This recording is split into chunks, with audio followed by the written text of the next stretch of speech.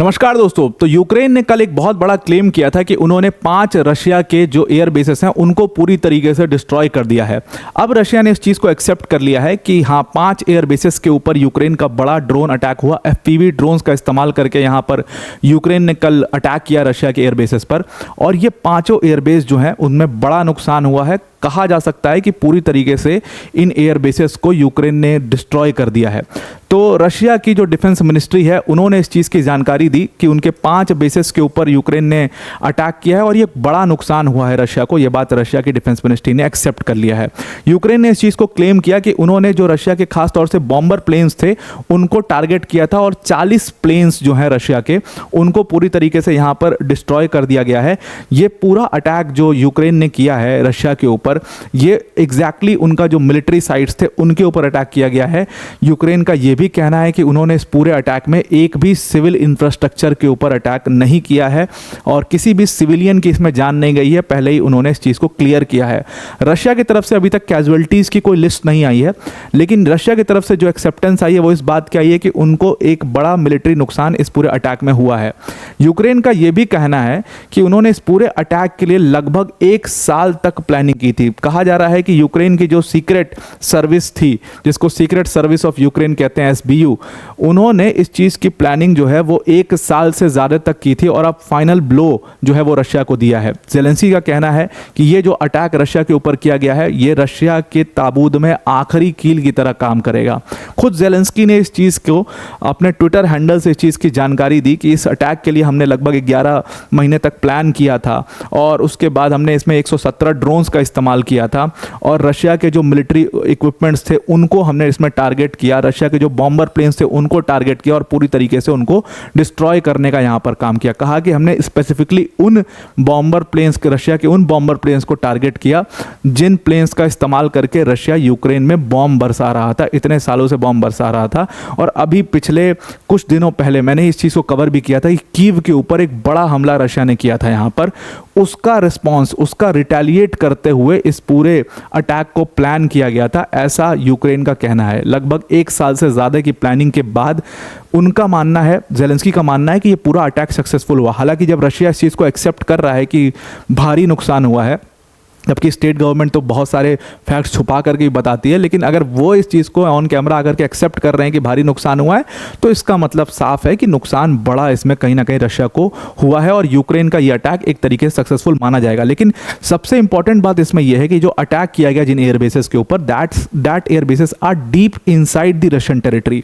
मतलब यहाँ पे मुर्मांस्क का रीजन जो है वहाँ पर अटैक किया गया, which is very much deep inside the Russian territory.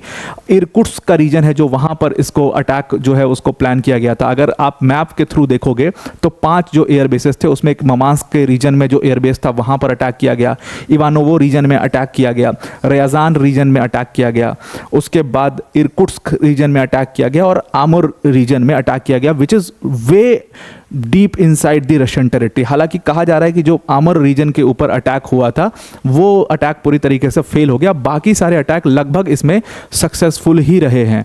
अब कहा जा रहा है कि ये जो अटैक किया गया है यूक्रेन का रशिया के ऊपर, ये अटैक करने का एजेंडा सिंपल था कि जो आज पीस टॉक्स होने वाली हैं यूक्रेन और रशिया के बीच में, क्योंकि रशिया हर बार अटैक करके एक अपना अपर साइड, डोमिनेटेड साइड लेता है, तो वही प्लान इस बार यूक्रेन का भी कुछ था कि जो पीस टॉक्स आज होने वाली इस्तांबुल के अंदर में, उस पीस टॉक में एक डोमिनेटिव रीजन पर रह पाए कम से कम ज़ेलेंस्की और कुछ ना कुछ तो बोल ही पाए वो कम से कम इस पूरे पीस टॉक्स के अंदर में। इसीलिए इस पूरे अटैक को इतने सालों से प्लान किया जा रहा था। अब इस पूरे ऑपरेशन का नाम स्पाइडर वेब रखा गया और इस ऑपरेशन को बहुत ही तरीके से अंजाम भी दिया गया है, जिसमें दात देनी पड़ेगी यूक्रेन के सीक्रेट सर्विसेज की। तो स्पाइडर वेब इस पूरे ऑपरेशन का नाम रखा गया। लगभग जो है इसमें 117 ड्रोन्स का इस्तेमाल किया गया और इन ड्रोन से जो अटैक किया गया है वो इनका अटैक एग्जैक्टली जो बॉम्बर प्लेन्स थे या जो क्रूज मिसाइल्स थी, क्रूज मिसाइल कैरियर्स थे रशिया के, उनको टारगेट करने की पूरी इनकी प्रक्रिया थी। कहा गया कि लगभग 34% जो स्ट्रैटेजिक क्रूज मिसाइल कैरियर्स थे उनको हमने इसमें डिस्ट्रॉय कर दिया है। अब यूक्रेन ने बोला कि ये जो पूरा अटैक किया गया इसको एक बड़े तरीके से प्लान किया गया। पहले तो ये जो ड्रोन्स थे इनको स्मगल करके रशियन टेरिटरी में भेजा गया। स्मगल करके रशियन टेरिटरी में भेजने के बाद ट्रक्स का, बड़ी बड़ी ट्रक्स का इसमें इस्तेमाल किया गया और ट्रक्स के अंदर जो वुडन केबिन्स होते हैं उन वुडन केबिन्स के अंदर इन सारे ड्रोन्स को इंस्टॉल किया गया। और उसके बाद वो जो वुडन ट्रक्स थे उसका जो ऊपरी हिस्सा है वो वुडन वाला वो खोला और उसको रिमोटली खोला गया और उसमें से ताकि ड्रोन्स निकल करके फ्लाई कर सकें और फिर जा करके ड्रोन्स ने एग्जैक्टली इन सारे रीजन्स के ऊपर सक्सेसफुल अटैक कर पाया। अब ये जो पूरी तरीके से प्लानिंग है इसमें बहुत सारे लोग यूक्रेन के लगे जो कि रशियन टेरिटरी में मौजूद थे और रशिया की सीक्रेट सर्विस को कानो कान इस चीज़ का कोई खबर ही नहीं हुआ कि एग्जैक्टली कैसे अटैक किया गया। यूक्रेनियंस आए रशिया की टेरिटरी में, ये सब प्लान किया गया, सारा प्लान हैच किया गया और ड्रोन स्मगल किए गए, ये सब हो रहा है और रशिया को इसका कानो कान खबर नहीं है। तो कहीं ना कहीं इसमें गलती रशियन सीक्रेट सर्विस की भारी गलती रही इसमें। अब यूक्रेन का कहना है कि इसमें हमने रशिया का लगभग $7 बिलियन का इसमें एक रात में नुकसान किया गया है, जो रशिया के लिए एक बहुत बड़ा हिट होगा।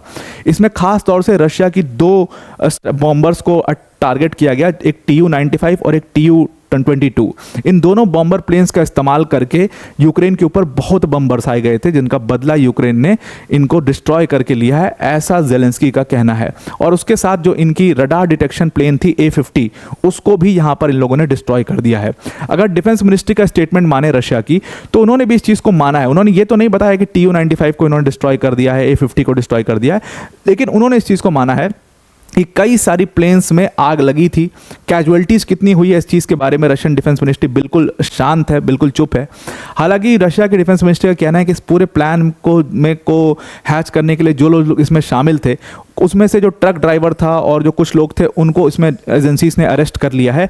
लेकिन ज़ेलेंस्की का कहना है कि ऐसा कुछ अरेस्ट नहीं हुआ है, हमने जितने लोगों ने इस पूरे अटैक को प्लान किया था सबको हमने बड़े सक्सेसफुली रशिया से निकाल लिया था, सबको एक्सट्रैक्ट कर लिया रशिया से और रशिया के हाथ में कुछ भी नहीं है, ज़ीरो है। अब इस पूरे अटैक के बाद रशिया का क्या रिस्पॉन्स होगा? Putin is very very furious with this attack. कहा जा रहा है कि इंटेलिजेंस सर्विस को बड़ी खरी खोटी सुनाई है पुतिन ने and he is very very furious on this attack और वो एक बड़ा रिटेलिएशन इसका करेंगे। सो जो भी होगा इस पूरे मामले में अपडेट के साथ हम आपके सामने ज़रूर आएंगे। वीडियो को एंड करने से पहले अनअकैडमी टीम की तरफ से एक बड़ी अनाउंसमेंट है कि अनअकैडमी ने, अगर आप 2026 और 27 की प्रिपरेशन कर रहे हैं तो बिगेस्ट एवर डिस्काउंट आपके लिए यहाँ पर लेकर के आया अनअकैडमी। सिर्फ 19,999 कोर्स में 12 मंथ्स का आपको फ्री एक्सटेंशन यहाँ पर दिया जाएगा। अनअकैडमी की टॉप फैकल्टीज जैसे मृणाल सर, प्रतीक सर, सुदर्शन सर जैसी फैकल्टीज आपको यहाँ पर इन बैचेस के अंदर पढ़ा रही होंगी। GS, CSAT, टेस्ट सीरीज सब कुछ यहाँ पर कवर किया जाएगा। मेंस की टेस्ट सीरीज होगी इवैल्यूएशन के साथ, डेडिकेटेड डाउट सॉल्विंग सेशंस होंगे और 1-to-1 मेंटोरशिप सेशंस भी यहाँ पर होंगे। तो डिस्क्रिप्शन में इसका लिंक हमने दे दिया है, उस लिंक पर क्लिक करके आप इस बैच को ज़रूर से ज़रूर ज्वाइन कर सकते हैं। आई होप आपको पूरा आर्टिकल आज का समझ में आ गया होगा। आज के लिए इतना ही। Thank you and have a nice day.